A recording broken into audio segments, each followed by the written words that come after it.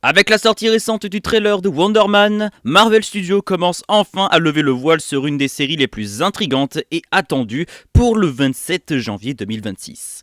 Une série qui, première vue, semble parler de cinéma, de célébrité et d'identité, mais qui cache en réalité des enjeux bien plus profonds pour le MCU. Dès les premières images, le ton est donné, Wonder Man ne sera pas une série de super-héros classique, mais semble vouloir jouer sur la mise en abîme d'Hollywood, du mythe du héros et de la construction de l'image publique. Salut à vous les héros, ici l'agent du Shield, et aujourd'hui je suis heureux de vous accueillir pour cette nouvelle vidéo analyse de trailer sur la série tant attendue pour 2026, Wonder Man. La série qui devra mettre en avant le personnage de Simon Williams enfin sur grand écran, et peut-être un avenir radieux, peut-être beaucoup mieux que les autres personnages qui ont eu le droit également à leur mise en avant dans le MCU. Et restez bien jusqu'à la fin de la vidéo puisque je vous laisserai entendre mes sous-entendus et aussi peut-être mes attentes de la série à la fin de la vidéo. On peut commencer directement avec le premier point sur le personnage central de la série. C'est bon, tu vas gérer, mec. Tu vas y aller et tout déchirer.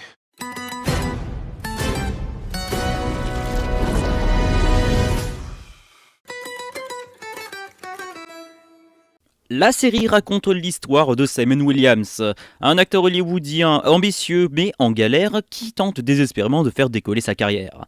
Le cœur narratif se concentre sur sa rencontre avec Trevor Slattery, un acteur autrefois célèbre dont les plus grands rôles sont à présent derrière lui. Leur engagement dans un remake du film Wonder Man, sous la direction du légendaire réalisateur Von Kovac, et la découverte progressive des pouvoirs réels de Simon, qui le place au centre d'un débat sur son identité propre, acteur ou véritable héros. Cette mise en abîme entre fiction dans la fiction et réalité narrative est très différente de ce que Marvel nous avait proposé à l'époque.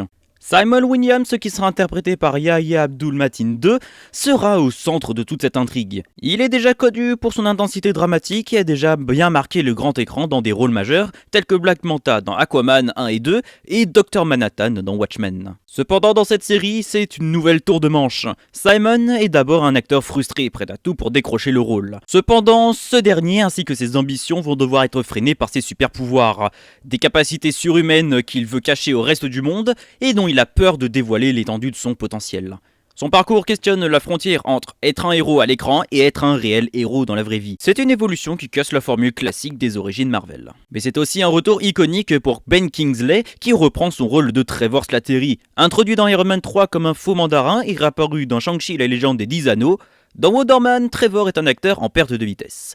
Parfois ridicule, souvent auto-ironique. Il devient un allié inattendu, comme une sorte de miroir, ou même un mentor qui pourrait être important pour Simon afin de s'accrocher sur son ambition, incarnant tout ce que la célébrité superficielle peut donner et ce que cela peut en coûter. On ressent un second degré marqué de la part de Trevor qui lui, dans ses rôles, va sans doute servir à satiriser la célébrité et l'identité médiatique, bien plus qu'à être un simple comic relief. Un autre personnage qu'on a reconnu assez facilement, il s'agit de l'agent P. Cleary. Cet agent du Department of Damage Control, donc la DODC, est repris par Ariane Moayed, déjà vu dans le Spider-Man No Way Home et dans Miss Marvel.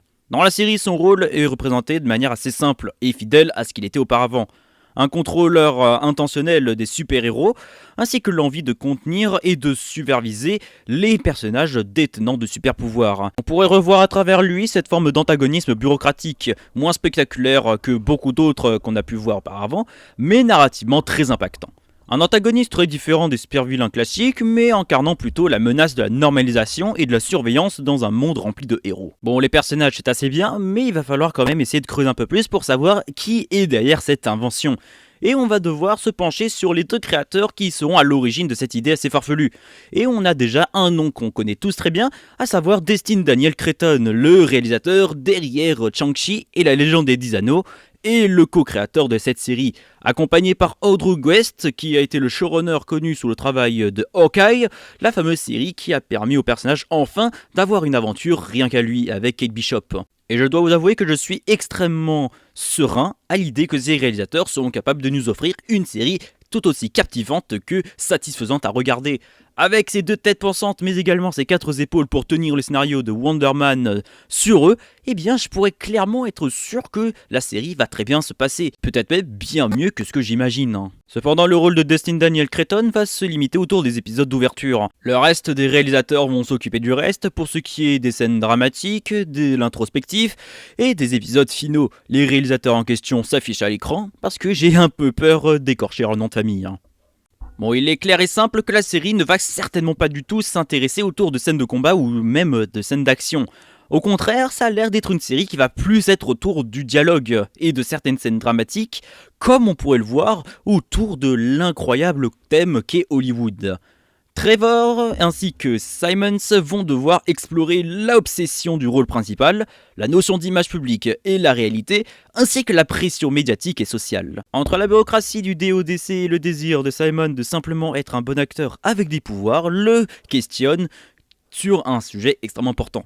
Qu'est-ce qu'un héros quand tout le monde en a déjà vu un ? Le trailer nous montre aussi cette première représentation de la peur des humains ordinaires face à des personnes qui sont susceptibles d'avoir des super pouvoirs. Rien que cette scène qui semble anecdotique mais pourtant montre Simon en train de signer des papiers qui déclarent que ce dernier n'a pas de pouvoir. Et ça ne serait pas sans rappeler les X-Men, ces mutants qui sont détenteurs de super pouvoirs et dont leur situation est assez précaire, obligés de vivre reculés en autarcie et regroupés ensemble isolés du monde, poussant parfois d'autres mutants à chercher la violence pour libérer entre guillemets l'endoctrinement que les humains exercent sur les mutants. Je pense que Wonder Man sera sans doute un pivot assez important pour l'introduction des X-Men. Peut-être pas dans l'instant probable, mais sera sans doute un pilier pour s'inspirer de ce que pourra devenir un futur avec des super pouvoirs et des mutants. Pour ce qui est de mes attentes, je dois avouer, je suis assez mitigé selon ce que j'attends. Pour ce qui est simplement des personnages, j'attends vraiment une évolution, qu'on ne présente pas directement un personnage qui soit parfait. Même si la série et le trailer semblent directement se pencher vers mes attentes, on n'est jamais sûr de rien. Pour ce qui est du personnage de Trevor, j'attends de lui d'être un excellent mentor. Pas peut-être le personnage le plus sage ou le plus charismatique, mais néanmoins un support sur lequel Simon va pouvoir se reposer et même s'appuyer pour s'élever sur un rang au-dessus, devenir un personnage meilleur, pas forcément par son rôle le plus marquant, mais par ses citations, mais aussi par sa sagesse, son expérience dans le milieu de l'acting, mais aussi du cinéma. Sachant que Hollywood est un endroit sans pitié, eh bien Simon aura vraiment besoin de quelqu'un avec une grosse expérience pour surtout lui donner des conseils et éviter de sombrer. Après, pour la DODC, c'est assez difficile de comprendre comment est-ce que leur rôle va être introduit. Est-ce que ça va être des gros bourrins comme on a pu avoir le cas dans Miss Marvel, ou est-ce que ça va plus être de l'anecdotique absolue comme on a eu le cas dans No Way Home?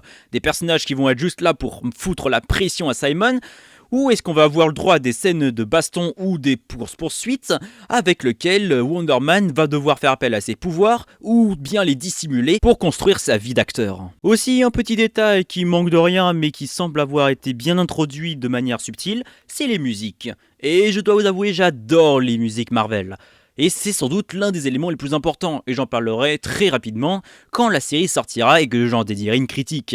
Une musique se doit d'être impactante, émouvante ou de bien se marier avec l'ambiance. Je dois avouer avoir été bien séduit par la musique du trailer. Alors, si rien que la musique du trailer a réussi à avoir raison de moi, alors imaginez celle de la série en entière. Ça annonce du lourd, et j'attends vraiment du lourd. Parce que pour moi, une musique, ça permet clairement de faire passer un message, bien plus impactant que les plus grands discours ou les plus grandes scènes de bataille.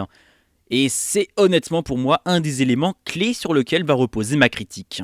En bref, Wonder Man se présente déjà comme l'une des séries MCU les plus originales, introspectives mais aussi ambitieuses.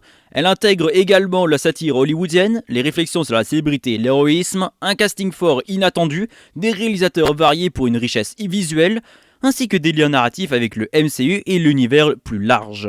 Ce n'est pas juste un nouveau super-héros, c'est une exploration du récit de super-héros lui-même. Servi par un casting et une équipe créative qui s'engage à faire quelque chose de différent, profond, drôle et humain, on attend vraiment quelque chose qui va se rapprocher de ce que nous avons connu dans les âges d'or du MCU. Et peut-être que pour une fois, et peut-être que je vais être heureux de le dire, Marvel se relèvera une bonne fois pour toutes. En tout cas les héros, c'est la fin de cette vidéo, de cette analyse rapide et certes un petit peu bref, Et j'espère en tout cas surtout que vous avez passé de bien meilleures années que moi, parce que je n'ai fait seulement que fêter et célébrer. Une journée sur les héros, c'est que 2026 nous réserve du lourd, et que j'en suis sûr et certain, cette série va être un cadeau. En tout cas les héros, c'était l'agent du Shield. Pensez à vous abonner, likez, partagez, mettez la cloche et faites booster la vidéo sur mobile. Et mettez un bon gros commentaire et donnez-moi vos avis d'ailleurs en commentaire sur la série. En tout cas les héros, c'était l'agent du Shield. Je suis heureux de vous avoir proposé cette vidéo et je vous dis à très vite les héros. Ciao.